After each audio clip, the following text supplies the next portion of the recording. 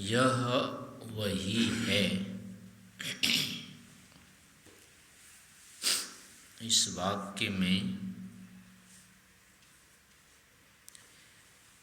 एक वस्तु के लिए कहा जा रहा है या दो वस्तु के लिए?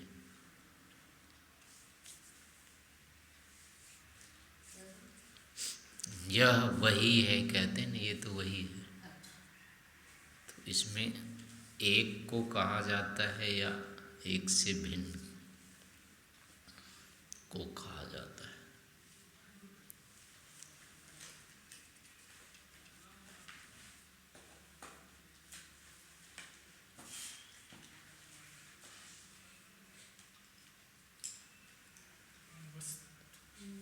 एक भी हो सकती है, दो भी हो सकती है, ज्ञान में भिन्नता होगी।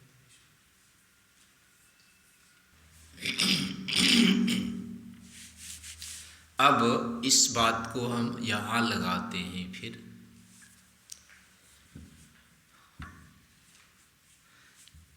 पिछले जन्म में हम ही थे अनुभव करने वाले, और इस जन्म में भी हम ही हैं। अनुभव करने वाले में परिवर्तन तो होता नहीं है। तो मैं वही हूँ, ये अनुभूति क्यों नहीं होती है?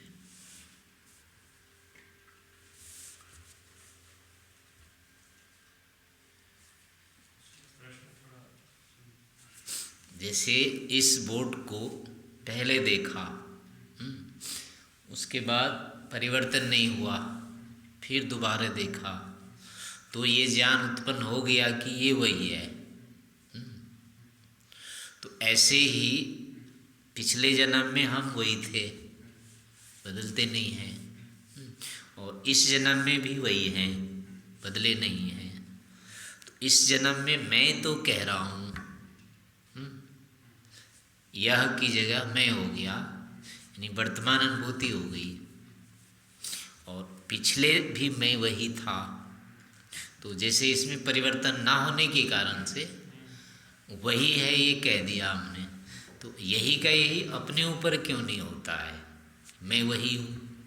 पिछले ज्ञान की अनुभूति, मतलब पिछला जो थे उसकी अनुभूति। कारण ये आ रहा है कि जो दो ज्ञान मिलने चाहिए वही है कहने के लिए, उसमें पीछे वाला ज्ञान वर्तमान वाले के साथ मेल नहीं खा रहा है, या तो वो ज्ञान उत्पन्न ही नहीं हो रहा है, और यदि उत्पन्न हो रहा है तो मिल नहीं रहा है। पर यहाँ प्रश्न है कि ज्ञान तो दोनों एक जैसे ही होता है। ये मैं हूँ, किसी भी शरीर में रहेंगे, मैं हूँ तो मैं ही रहेगा। शरीर से भिन्न अपनी मैं हूँ कि नहीं हो पाती, अभी भी नहीं हो पा रही है, जैसे दोनों अब एक जैसे नहीं। तो यही कारण है कि वस्तुतः मैं जो कहते हैं हम, वो स्थिर मैं पर है ही नहीं है। शरीर के सहित मैं है ये ज्ञान, और ये बदल जाता है पूरी तरह से। पिछले वाला शरीर की याद ही नहीं आती है, वो ज्ञान उठता ही नहीं है मैं कैसा था। यहाँ भी जो मैं का ज्ञान हो रहा है वस्तुतः अपने आत्मा के आश्रय से नहीं हो रहा है, ये शरीर के सहित से ही हो रहा है मैं। तो ऐसा मैं पिछले शरीर का की स्मृति नहीं उठा पा रहे हैं कैसा था, इसलिए मैं भी नहीं उठ रहा है उसके अभाव में। यदि शरीर निरपेक्ष, इसकी अर्थापत्ति ये निकाल सकते हैं, शरीर निरपेक्ष यदि अगर हो जाए तो अनुभूति हो जाएगी। आज यदि होती है, हाँ, तो पीछे वाले में तो शरीर से भिन्न की नहीं है, वो तो शरीर के साथ की है, तो फिर पीछे वाला मैं वही हूँ कैसे आएगा? नहीं, उसमें फिर जैसे यही हो जाता है ना, बाल बुढ़ापे में, यौवन में, बालक में, तीनों में शरीर भेद होने पर भी मैं का मैं रह जाता है, वही की वही रह जाता है। वो जाति एक होने के कारण, अनुभूति में अंतराल ना आने के कारण ये हो जाता है। पर जहाँ जाति भेद भी हो गया, अंतराल भी आ गया, वो सारे के सारे, वो तो शरीर से अलग हो गया। मैं जिसको कह रहे हैं मैं, वो वस्तुतः नहीं बदलता है, ये इस जन्म इस जीवन काल में तो कभी नहीं बदलेगा, वो इस जीवन में भी नहीं बदलेगा। हाँ जी, इस जीवन काल में तो ठीक है, पिछले वाला हाँ मैं हूँ, मैं था, हाँ। मैं वही था या मैं वही हूँ, वो कैसे जुड़ेगा? क्योंकि मैं वो उसमें ऐसे जोड़ेगा जैसे अभी हम मैं से अगर जो वस्तु तत्व मैं हूँ उसके आधार पर कर लें तो ये केवल संबंध में आ जाएंगे, ये मेरे से संबद्ध हैं, बस ये मैं नहीं हूँ, मैं तो जितना हूँ उतने ही हूँ। तो ऐसा ही वहाँ पर भी हो जाएगा, वो संबद्ध वाला था वो अलग था, मैं वही था। फिर पीछे इसी तरह से हो जाएगा, जितने भी संबंध बने वो संबंध तो बदलते गए हैं, बस मैं नहीं बदला हूँ, मैं अभी तक वही आ रहा हूँ। तो वर्तमान में भी चूंकि ये अब हेतु है कि मैं अपने स्वरूप को नहीं जानता हूँ।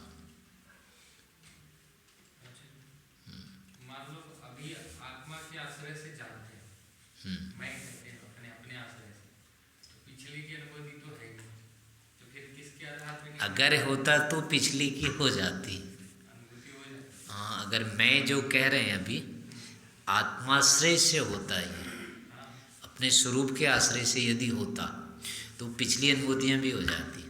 स्मृति आ जाती। यानी शरीर की नहीं आती, लेकिन पीछे भी था मैं, ये हो जाता बड़ा अजीब है। बहुत अजीब सा है, कैसे हो? नहीं, वो चाहे पीछे जितना भी हो सकता था, वो तो इस आधार पर हो जाएगा कि संबंध कितने कितने दिन रहते हैं अपना उतने उतने दिन रहे होंगे, साक्षात नहीं आएगा, संबंध की स्मृति नहीं आएगी, संबंधों की स्मृतियाँ नहीं आती है क्योंकि संबंधों की इसलिए नहीं आएगी कि पिछले संबंध जैसे थे वर्तमान में वैसे के वैसे मिलेंगे नहीं, वो बदल जाते हैं।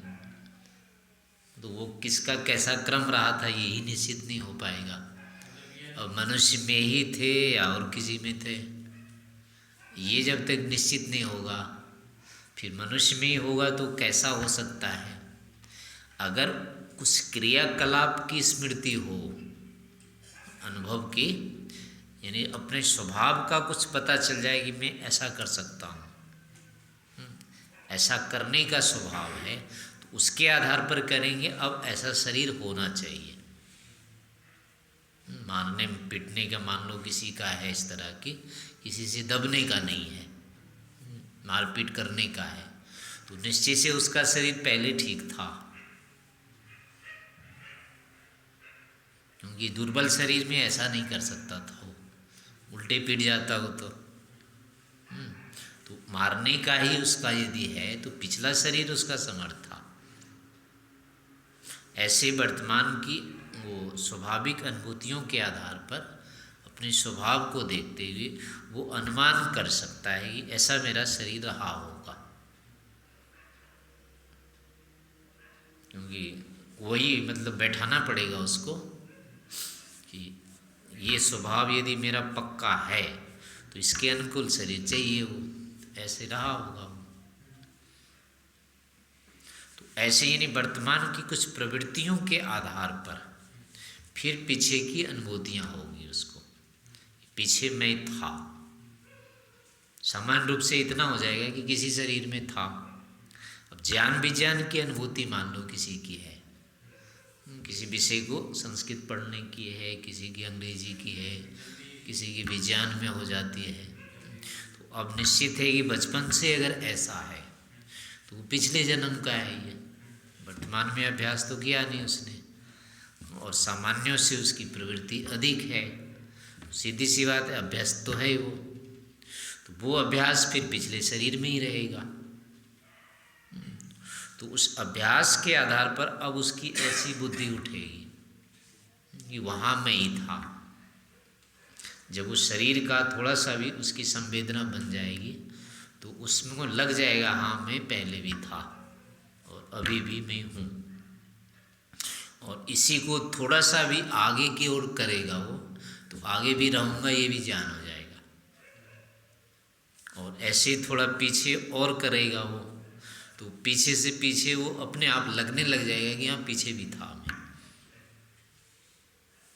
वो बुद्धि जिस दिशा में मोड़ देते हैं ना, थोड़ी सी जो जिस विषय रहती है उस दिशा में मोड़ते ही पूरे तक चली जाती है वो। तो उस आधार पर काल फिर नहीं रोकेगा इसको, कब जितना पीछे चलते जाएगा उसको लगते जाएगा कि तब भी था तब भी था। अभी जैसे लगता है महाभारत में हम थे,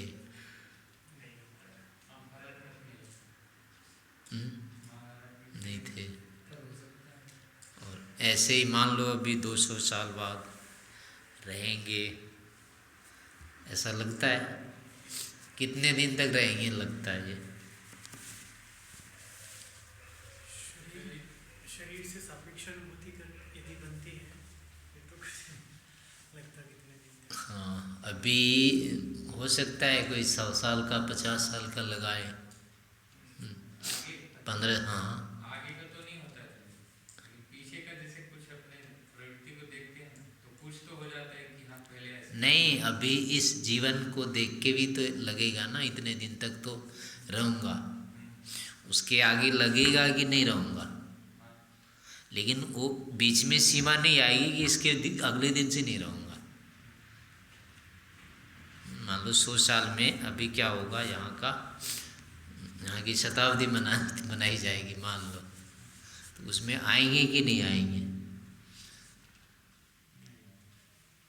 अब ऐसे करके देखेंगे तो लगेगा कि नहीं रहेंगे फिर।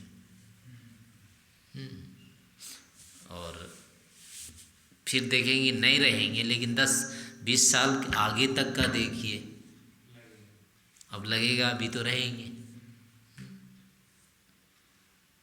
इतने दिन के लिए पैसे इकट्ठे करने हैं, ये करने हैं, वो करने हैं, हाँ, वो इसका मतलब अभी हम रहेंगे ऐसा लगता है।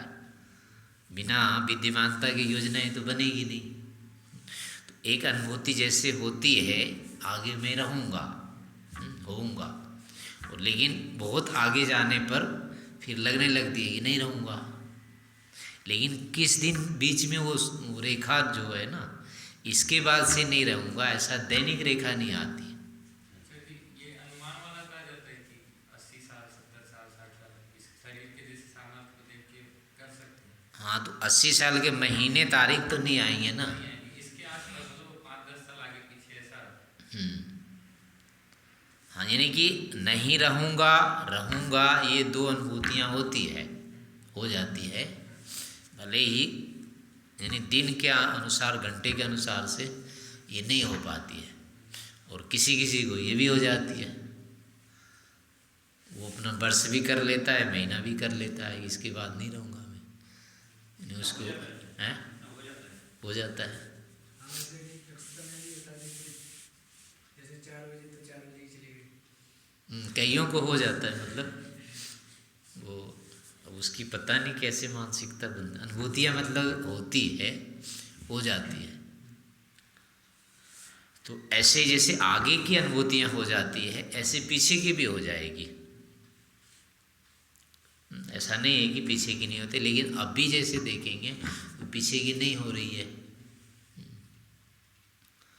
मैं था ऐसा कुछ नहीं लगता है, लेकिन वही होगा कि अगर आश्रय जो हम तत्व हैं इसकी अनुभूति वर्तमान में भी अगर हो जाए शुद्ध रूप में, तो आगे और पीछे दोनों जगह एक जैसी हो जाएगी।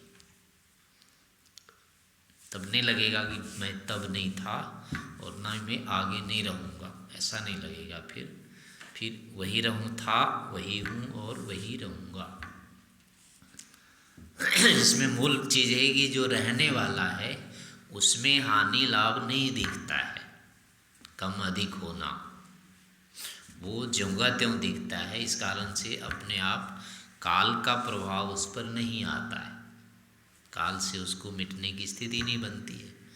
फिर चाहे जितने दिन काल होता रहेगा होता रहेगा। तो अभी ये है कहने का मतलब कि अगर ऐसी अनुभूति लगती है कि पीछे नहीं था, पिछला नहीं दिखाई देता है, और आगे के विषय में भी दिखता है कि नहीं रहूँगा, तो ये मिथ्या अनुभूति है। ये मैं की जो अनुभूति है ये मिथ्या है, वस्तुतः ये शरीर के आश्रय से है, ये आत्मानुभूति नहीं है। तत्व यथार्थ ज्ञान मैं का नहीं है ये।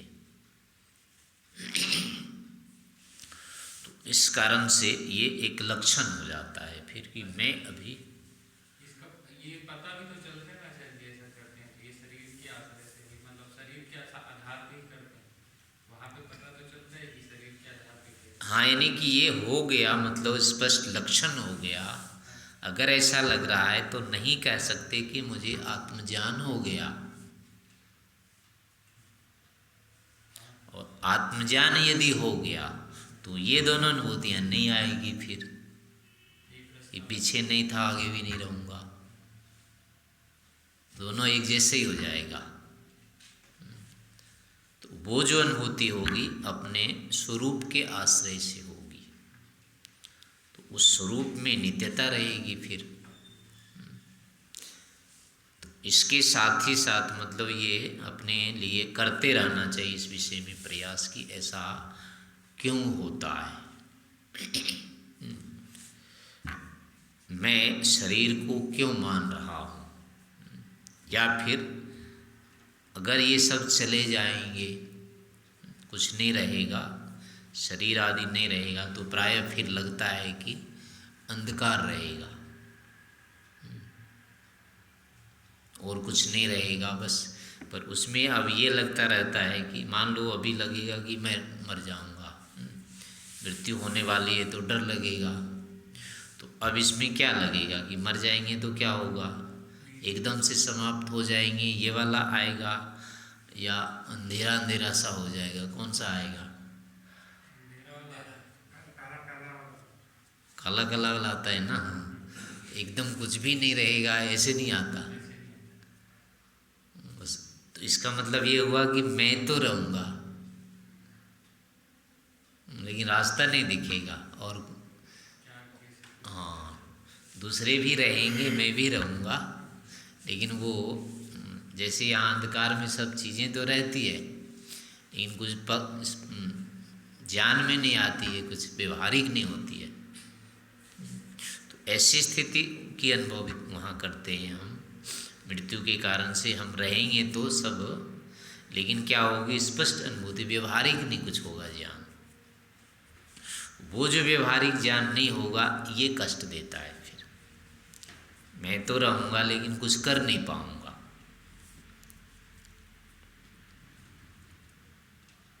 तो उसमें अब ये है कि ये भी एक मिथ्या ज्ञान है कि मैं यदि रहूँगा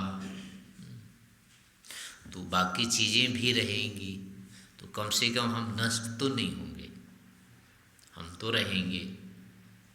तो अब कोई भी चीज़ यदि है तो अपने गुणों के साथ रहती है, वो गुण रहित होकर के नहीं रहती है कोई चीज़। तो इस स्तर पर फिर सोचेंगे वहाँ, तो फिर नहीं लगेगा कि अंधकार वाली स्थिति रहेगी। अंधकार वाली भी अविद्या है। हाँ, वो भी अविद्या है। अगर ऐसा लगता है कि कुछ नहीं रहेगा, अंधकार रहेगा, तो वो भी मिथ्या ज्ञान है। वो अपने आश्रय से मिथ्या ज्ञान है, अन्य वस्तु में मिथ्या ज्ञान। अभी जो स्थिति है ये अनुभव करने की, ये मिथ्या है। क्योंकि ये अपनी ये उस अवस्था में रहेगा, क्योंकि उस काल में तो वैसे भी निश्चेष्ट ही रहेंगे, यानी कुछ भी पता नहीं रहेगा। स्थिति तो ये रहेगी, कुछ भी पता नहीं रहेगा। अगर ये पता रहता है तो वहाँ पड़े नहीं रहेंगे। अंधेरे में जैसे पड़े नहीं रहते हैं, चले जाते हैं ना प्रकाश में, तो वैसे ही वहाँ केवल पड़े नहीं रहेंगे, अनुभव नहीं करते रहेंगे पड़े पड़े। ऐसी स्थिति नहीं होती है, क्योंकि उस समय तो संसार रहेगा।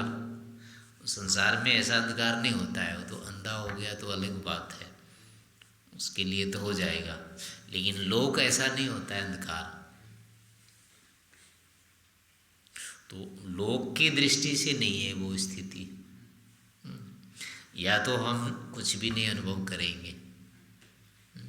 और अनुभव यदि लोक को कर रहे हैं तो लोक ऐसा नहीं होता है।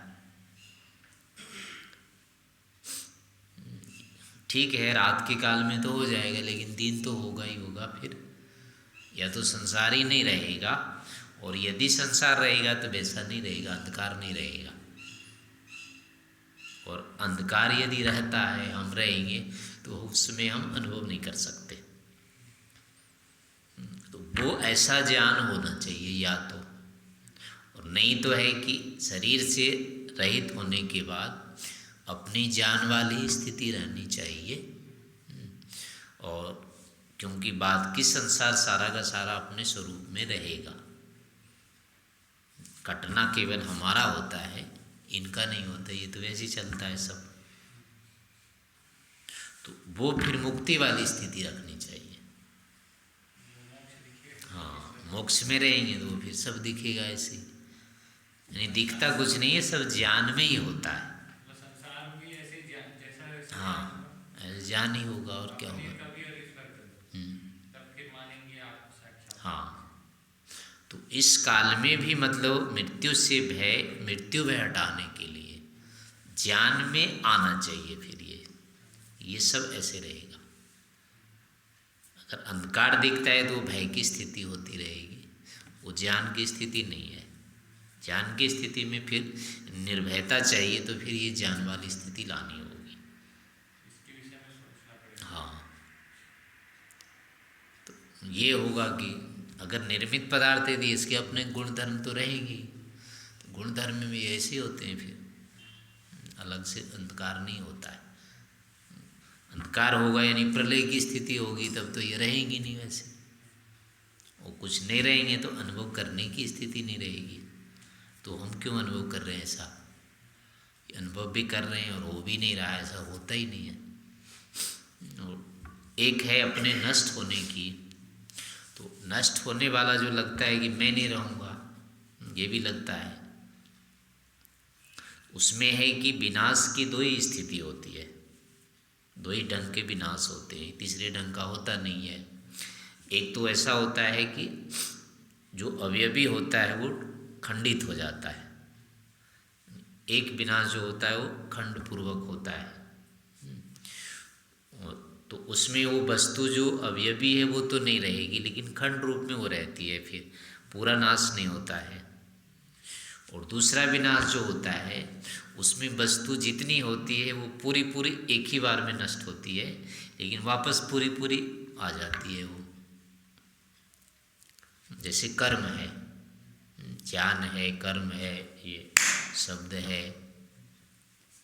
ये उत्पन्न होता है और पूरा नष्ट हो जाता है, लेकिन दोबारा फिर उतने उत्पन्न हो जाता है। तो जो एक दो ही तरह, ये दो ही तरह के नाश की स्थिति है, तीसरी नहीं है कोई। अलग होगा तो उसके तो टुकड़े बचेंगे, होते होते नहीं, इतने ही होता है ना। जब भी वो टूट यानी विभाग होता है तो उसके टुकड़े बच जाते हैं। तो इस तरह का नाश यानी अवयवी नष्ट होकर के टुकड़ा बन जाता है। तो या तो हम टुकड़े बन जाएंगे, तो टुकड़े वाले का भी पूरा नाश तो नहीं हुआ ना। और दूसरा जो नाश पूरा होता है वो वापस हो जाता है, नष्ट नहीं रहता है वो। तो तीसरी प्रक्रिया और नहीं है इसके नाश की। दो स्थितियां होती है नाश वाली, ये संसार की है, किसी के भी होगा। नाश मात्र में दो ही स्थिति से नाश होती है, तीसरा नहीं है। तो अब ये अपने दोनों अपने पर लगाएंगे कि कौन सी वाले में हम चलते हैं। अगर टुकड़े वाले होकर के नाश बनते हैं तो हमारा टुकड़ा रह जाएगा, फिर भी हम पूरे नष्ट नहीं होंगे। और ये वाला विनाश माने कि हो करके कर्म जैसे, तो ये तो वापस फिर आ ही जाते हैं, ये भी सर्वथा नहीं होते। तीसरा कोई है ही नहीं, और तो हम जाएंगे तो किस में जाएंगे? इन्हीं दो में से जाएंगे, किसी में नाश वाले में। तो अंततः नाश दोनों में किसी में नहीं होता है। टुकड़े होंगे फिर जुड़ जाएंगे।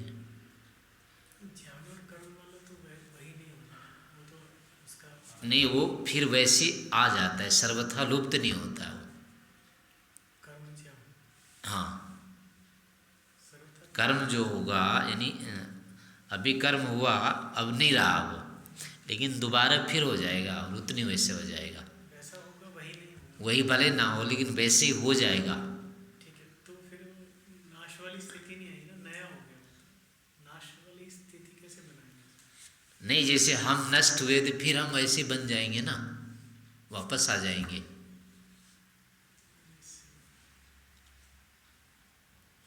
जो था ही वो खत्म ही, पूरा ही समाप्त हो गया। रहा नहीं, वो जो पूरा समाप्त होने वाला वो उसी ढंग का आ जाता है, पूरा पूरा आता है, आ जाता है, मतलब सर्वथा लुप्त नहीं होता, उसका अत्यंता भाव नहीं होता है। ये अत्यंत अभाव मान ले और वैसे आ जाता है बिना पदार्थ के, बिना जो भी होगा चलो आ जाता है ना वो पदार्थ, फिर वापस कभी नहीं आएगा ऐसा नहीं होता है। तो हमारा भी वही होगा, एक बार चलो हो जाएंगे पूरे, फिर वापस आ जाएंगे, तो सर्वथा तो तब भी नहीं जाएंगे। और विभक्त होके रहते हैं तो भी नहीं जाते हैं। तो एकदम से समाप्त होने वाला जो करते हैं हम, एकदम नहीं रहेंगे, वो फिर होगा कि वो मिथ्या है। वस्तुतः तो दोनों ही नहीं होता है, लेकिन कम से कम अगर दोनों होगा भी तो दोनों में भी बचे तो रह जाएंगे। तो सर्वथा जाने वाली स्थिति नहीं होती है, इसलिए जो लगता है कि कुछ नहीं बचेंगे वो भी मिथ्या है, फिर उसको ऐसे करके हटाना चाहिए। ये एक नाश वो भी तो होता है ना, कारण में जाना, कारण में जाना वो भी तो नाश है। वही खंड वाला हुआ ना, नहीं तो अंत में कहाँ खंड रह जाता है? जो अभी था वही तो नष्ट हो रहा है ना, वो खंड में बचता है, अंत में उसका खंड बचता है, अभी तो बचता नहीं है उस समय। तो जो भी होगा उसके भाग कुछ तो बच ही गए ना, सर्वथा तो समाप्त नहीं हुए। तो समापन की प्रक्रिया जो होती है, यानी अभाव से भाव, नहीं भाव का अभाव कभी नहीं होता है, समापन प्रक्रिया पूरी तरह से होती नहीं किसी की, उत्पत्तिवाद और क्या है, अभिव्यक्तिवाद। ये आ जाएगा। तो ये नियम आत्मा पर भी लगेंगे, इस प्रकार निदान करना चाहिए।